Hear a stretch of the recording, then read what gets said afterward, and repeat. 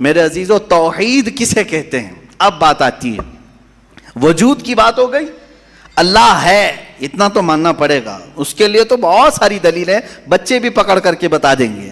ایک خاتون، ہم نے بچپن میں پڑھا تھا، ایک بوڑھی عورت چرخہ سل رہی تھی، اس سے جا کر کسی نے پوچھا کہ اللہ ہے کہ نہیں ہے، تو اس نے کہا ہے۔ کیا دلیل ہے؟ کہا یہ میرا چرخہ جو سل رہا ہوں اسی یہی دلیل ہے اللہ کی۔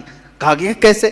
کہا یہ چرخہ، اس سے کپڑے سلتی ہوں، جب تک میں چلاتی نہیں یہ سلتا نہیں، مشین سلتی نہیں ہے کپڑے، اسی سے میں نے یہ یقین کر لیا کہ میرا چرخہ میرے چلائے بغیر نہیں چلتا، تو نظام کائنات پورا بغیر چلائے کیسے چلے گا؟ کوئی تو ہے۔ یہ ہو گئی بات وجود کی، کوئی تو ہے۔ اب آتی ہے توحید کی بات، کوئی تو ہے، اب ہمیں یہ بتانا ہے ایک ہی ہے۔ کوئی تو ہے لیکن وہ جو ہے وہ ایک ہی ہے۔ یہاں پر بھی ہمیں اسلام نے جو فلسفہ دیا ہے، قانون دیا، وہ بہت ہی پیارا ہے۔ اس کی وجہ کیا ہے میرے عزیزو؟ چلو اب ہم توحید کی طرف آتے ہیں۔ توحید کہتے ہیں ایک ماننا۔ ایک ماننا حقیقت میں دیکھا جائے تو دنیا کے اکثر مذاہب میں توحید کا شروع میں درس رہا۔ عیسائیت جو آئی ان میں بھی تھا، بعد میں یہ تثلیث کے قائل ہو گئے۔ یہودیوں میں بھی اللہ کو ہی مانتے، خدا کو ہی ماننا ہے۔ ہندوؤں میں بھی ایک کا ہونے کا تصور کتابوں میں ان کے موجود ہے۔ یہ اور بات ہے کہ انہوں نے ملا دیا، مسالے لگا دیے، الگ الگ ہو گئے۔ خالص جو اپنے دین پر باقی ہے الحمدللہ وہ اسلام ہے۔ آج بھی اللہ رب العزت ہے اور وہ ایک ہے، ایک ہے۔ اس پر کیا دلیل ہے؟ اس پر بھی دلیلیں دینی ہوں گی مسلمانوں۔ عقلی دلیلیں بھی ہیں، نقلی دلیلیں بھی ہیں۔ نقلی دلیلیں ہمارے لیے، نقلی کا مطلب ہوا کسی جگہ سے ثابت ہے، قرآن سے، حدیث سے یہ ثابت ہے تو یہ نقلی دلیل۔ عقلی جو عقل بھی جس کو تسلیم کرے، عقل جس کو ایکسیپٹ کرے، وہ کیا ہے؟ اس بوڑھی عورت کا ہی میں بتا دوں جس نے چرخہ سلا، اور چرخے کو چلانے میں اس نے کہا کہ اللہ ہے، کوئی تو ہے، کیونکہ میری مشین بغیر چلائے نہیں چلتی۔ تو اس سے صاحب نے، جس نے سوال کیا، پوچھا کہ اچھا ہے تو کیا وہ ایک ہے کہ دو ہے؟ کہا نہیں ایک ہی ہے۔ کہا وہ کیسے؟ کہا دو ہو تو دیکھو تم سامنے بیٹھو، ادھر سے چلاؤ، میں ادھر سے چلاتی ہوں، پھر کپڑے کی کیا درگت بنتی ہے؟ تم اپنی طرف کپڑا کھینچ رہے ہوں گے، میں اپنی طرف کپڑا کھینچ رہی ہوں گی۔ اس سے میں نے یہ یقین کر لیا میرے کپڑے کو سلنے کے لیے میرے چرخے پر ایک ہی کا ہونا ضروری ہے۔ دو بیٹھیں گے تو کپڑا پھر پائجامے کی بجائے کرتا ہو سکتا ہے، کرتے کی بجائے بھی ہو سکتی ہے، کچھ بھی ہو سکتا ہے، کچھ بھی سل جاتا ہے۔ تو دو لوگ ایک مشین کو سلنے جائیں تو نظام درہم برہم ہو سکتا ہے، تو ایک پورے کائنات کا نظام اگر دو لوگ چلانے لگیں تو ایک دن ایک کہے گا نہیں میں آج بارش برساؤں گا، دوسرا کہے گا نہیں میں آج دھوپ ڈالوں گا، تیسرا کہے گا کہ نہیں میں آج چھاؤں ٹھنڈی پیدا کروں گا، تو یہ تو انہی کے درمیان جھگڑا ہوتا رہے گا۔ اسی لیے قرآن نے بھی کہا لَوْ كَانَ فِيهِمَا آلِهَةٌ إِلَّا اللَّهُ لَفَسَدَتَا، اگر ان کائنات میں، زمین و آسمانوں میں خدا کے علاوہ دو ہوتے تو ضرور اس میں فساد ہوتا، ضرور اس میں نظام درہم برہم ہوتا۔ میرے عزیزو یہاں دیکھ رہے ہیں ہم بہت سارے نظاموں کو، کمیٹی کا مسئلہ ہے، مسجد کا مسئلہ ہے، بہت سارے چیزیں دیکھیں، صدر صاحب کچھ اور کرنا چاہتے ہیں، نائب صدر صاحب کچھ اور کرنا چاہتے ہیں، سیکریٹری کچھ اور کرنا چاہتے ہیں، حکومت میں جائیں پرائم منسٹر کو اور چاہتا ہے، ہوم منسٹر کچھ اور کہتا ہے، اس کی تو بڑی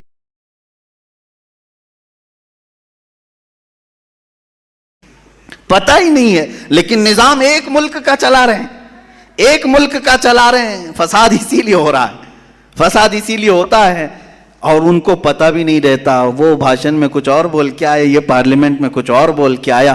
یہ سب ہماری مثالیں جو میں آپ کو پیش کر رہا ہوں دیکھ کر کے سمجھنے کے لیے، ایک سے زیادہ جب ہوتے ہیں تو عقلوں کا ملنا ضروری نہیں، ہر ایک کی عقل الگ الگ چل سکتی ہے۔ اب آئیے، کوئی کہہ سکتا ہے نہیں بھائی اتحاد سے بھی تو کام ہو سکتا ہے، یونٹی سے بھی تو کام ہوتا ہے، کچھ جگہ ہوتا ہے نا۔ کوئی اگر کہے کہ خدا ایک نہیں دو ہیں اور دونوں مل کے کام کرتے ہیں، دونوں مل کے کام کرتے ہیں، تو اب میں آپ کو کہتا ہوں ایک نمبر والا خدا وہ کہتا ہے آج بارش برساؤں گا، دو نمبر والا اگر اتحاد کرتا ہے اور کہتا ہے کہ نہیں ہاں تو جو کرے گا وہی میں کرتا ہوں، تو یہاں پر قانون یہ تفسیر میں فرمائے گا دوسرا والا تو عاجز ہو گیا، وہ مختار نہیں ہے پھر فیصلہ لینے میں، اور عاجز جو ہوتا ہے وہ خدا نہیں ہوتا. خدا وہی ہوتا ہے جو مالک و مختار ہے, جو خود فیصلے لے گا اور اس میں کسی کو شریک نہیں کرے گا.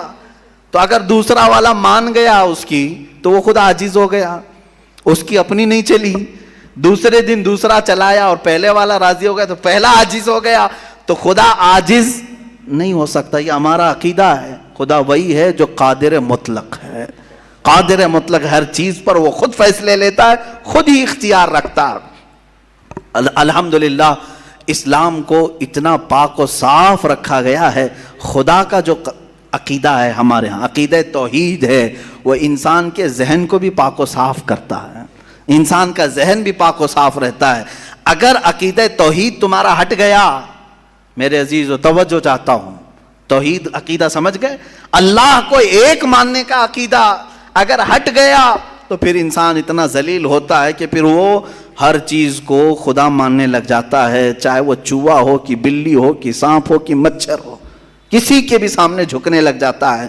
توحید کا عقیدہ اگر ذہن سے ہٹ گیا, اللہ کو ایک اور بڑا ماننے کا عقیدہ ہٹ گیا, تو ہم نے ان لوگوں کو بھی دیکھا ہے جو عورتوں کی شرمگاہوں کو بھی عبادت کرتے ہیں, بہت ساری غلاظتوں کو بھی پوجتے ہیں.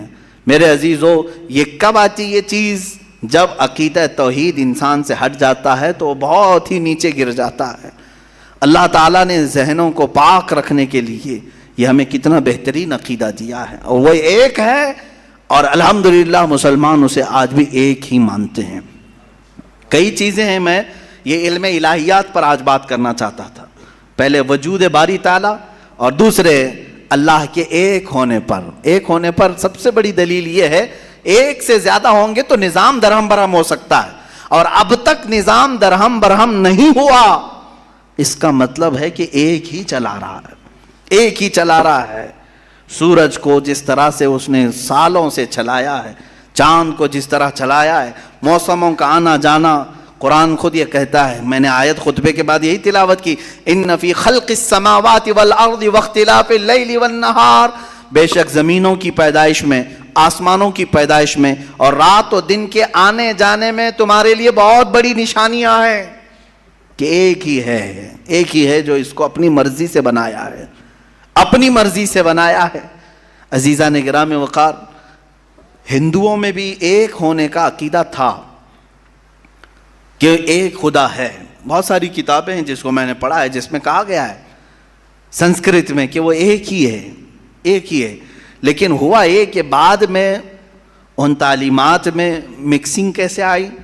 جیسے ہمارے ہاں فرشتوں کا تصور ہے, جبرائیل ہیں, میکائیل ہیں, اسرافیل ہیں, اسرائیل علیہم السلام. جو ملائکہ ہیں وہ اللہ تبارک و تعالیٰ نے انہیں مختلف کاموں پر لگایا ہے. میکائیل علیہ السلام بارش برساتے ہیں, روزی پہنچانے کے کام میں ہیں. اسرائیل علیہ السلام روح نکالتے ہیں. تو ان ملائکہ کو جس طرح سے ہمارے ہاں تصور دیا گیا اللہ کے فرشتے, تو ان لوگوں نے ان دوسرے کاموں کو دیکھ کر ہر ایک چیز کا الگ الگ خدا بنا لیا. ہواؤں کا خدا الگ, بارش کا خدا الگ, آگ کا خدا الگ, پانی کا خدا الگ. یہاں پر دھوکہ کھا گئے, وہ خدا نہیں ہے, وہ خدا کے فرشتے. اللہ تبارک و تعالیٰ نے جن کو ان کائنات کے کاموں پر لگایا. ہمارا عقیدہ میں بتا رہا ہوں. عزیزان گرامی, یہاں پر میں یہ باتیں اس لیے عرض کر رہا ہوں کہ سب سے پہلے وجود باری تعالیٰ اللہ ہے. دوسری چیز وہ ایک ہے. اب تیسری چیز آتی ہے جس کے متعلق آج کے بہت سارے دہریے سائنس کے اسٹوڈنٹ وہ کہتے ہیں اگر ہے مان لیا, ایک ہے مان لیا, دکھتا کیوں نہیں ہے؟ یہ بھی سوال ہے. ہمارا عقیدہ ہے نراکار ہے, اور وہ آکار مانتے ہیں. بعض لوگ ان کے ہاں بھی ہے جو خدا کو نراکار مانتے ہیں کہ وہ نہیں دکھ سکتا. میرے عزیزو, یہ جن لوگوں نے ہم سے سوال کیا کہ پھر وہ دکھتا کیوں نہیں, وہ دکھتا کیوں نہیں, اس کے لیے میں جواب یہ بتاؤں گا کہ اگر انسان جس طرح سے آج پیدا کیا گیا, جتنی اس کے اندر کمزوریاں ہیں, انسان کی آنکھوں میں پورا کا پورا سورج نہیں سما پا رہا ہے. کڑی دھوپ میں سورج کو کیوں نہیں دیکھتے؟ وہ تو دکھ رہا ہے نا, تو دیکھو 1 گھنٹہ دیدار کرو, درشن کرو سورج کی. کیوں نہیں کرتے؟ نہیں کرتے آپ. آپ کے اندر تاب و طاقت نہیں ہے. سورج کروڑوں میل دور ہے, اس کو آپ پورے طور پر اپنی آنکھوں میں نہیں لے پا رہے ہیں. تو یہاں سے تم سب کو پتہ چلا کہ میری آنکھیں کمزور ہیں, دنیا کی بڑی چیزوں کو میں سما نہیں سکتا. تو یہ تو سورج کے بارے میں کہہ رہا ہوں, جو رب ذوالجلال کی ہزاروں نہیں کروڑوں تخلیقات میں سے ایک ذرہ ہے. اس ایک ذرے کو ہماری آنکھیں نہیں سما پاتی, تو پورے کائنات کے خدا کو, رب ذوالجلال کی تجلیات کو کیسے سما پائیں گے؟ آنکھوں میں کیسے اسے سما سکتے؟ اسی لیے اللہ نے قرآن میں فرمایا لا یدرکہ الابصار, اس کو کوئی آنکھ گھیر نہیں سکتی. وہ کیوں؟ سوال بھی تو ہے کہ اگر گھیر لے آنکھیں, ہو کیا جاتا اگر اللہ کو دیکھ لیتے؟ تو اس کے متعلق فلسفی طور پر بھی اور اسلامی طور پر بھی میں بتاؤں. میرے عزیزو, عقیدہ ہمارا یہ ہے کہ اللہ, اس کا کوئی سائز نہیں, اس کا کوئی سائز نہیں. اتنا چوڑا, اتنا اونچا, اتنا لمبا, اتنا چھوٹا, یہ چیز ہے نہیں, ہم اس کو مان نہیں سکتے. تو جب آنکھوں میں تمہارے کوئی چیز آئے گی تو وہ سائز والی ہی آئے گی, کچھ تو سائز ہوگا اس کا, چاہے وہ 100 کلومیٹر والا ہو, اگر آنکھوں میں آ گئی تو سائز بن گیا. اور جس چیز کا سائز بن گیا وہ خدا ہو نہیں سکتا. ہمارے ہاں یہ عقیدہ ہے کہ اللہ تبارک و تعالی جسم و جسمانیت سے پاک ہے, مکان و مکانیت سے پاک ہے. اس کی یہ تمام چیزیں ایسی نہیں جس طرح انسان کی آنکھ, ہاتھ, پیر, منہ, پیٹ, یہ تمام چیزوں سے وہ پاک ہے. وہ جیسا ہے وہ اللہ بہتر جانے.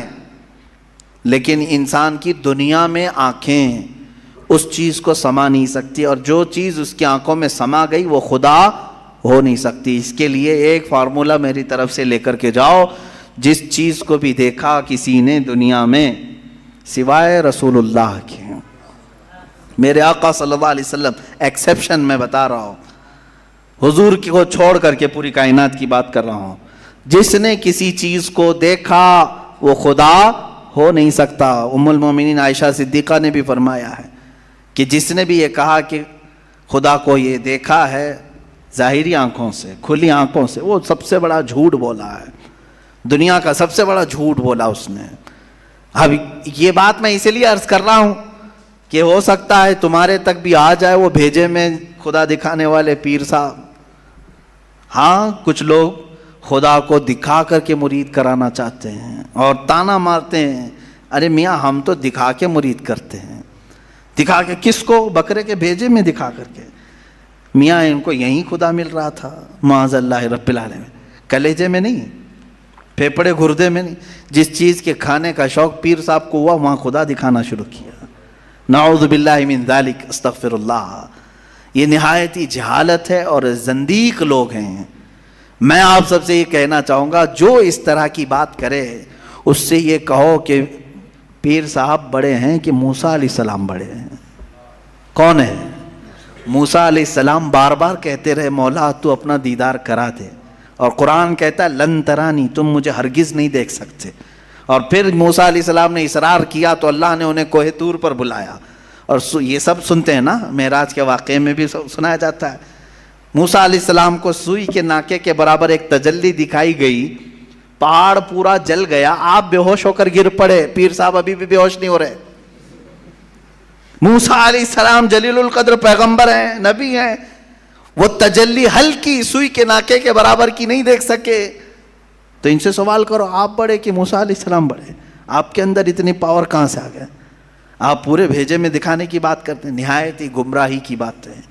میرے عزیزوں, میں یہ ان لوگوں کے بارے میں کہہ رہا ہوں جو اپنے آپ کو مسلمان کہہ کر کے ایسی باتیں کر رہے ہیں. باقی دوسرے ہوں تو ان کو چھوڑ دو, ان کا معاملہ الگ ہے. یہ تمام باتیں ہو گئی. میں نے 3 چیزیں آپ کے سامنے عرض کی. وجود باری تعالی, اللہ ہے, اور اگر ہے تو ایک ہے, اور ایک ہے تو وہ نظر نہیں آتا, دکھتا نہیں. یہ 3 عقیدے اسلام کے بنیادی عقیدے ہیں. بنیادی عقیدے ہیں, ان میں ذرا برابر بھی ٹس سے مس ہوئے تو تمہارا ایمان چلا جائے گا. یہاں سے گمراہیوں کے دروازے کھلتے ہیں. جنہوں نے خدا کے وجود کا انکار کیا وہ ملحد ہو گئے, جنہوں نے اسے ایک سے زیادہ مانا وہ مشرک ہو گئے, جنہوں نے اس کو دیکھنے والا سمجھا وہ گمراہ ہو گئے۔ صحیح عقیدہ یہی ہے جو سورہ اخلاص میں اللہ نے فرمایا قل هو اللہ احد، محبوب آپ فرما دیں وہ اللہ ہے، ایک ہے، اللہ الصمد، وہ بے نیاز ہے، اللہ بے نیاز ہے، لم یلد ولم یولد، اس سے کوئی پیدا نہیں ہوا اور نہ وہ کسی سے پیدا ہوا۔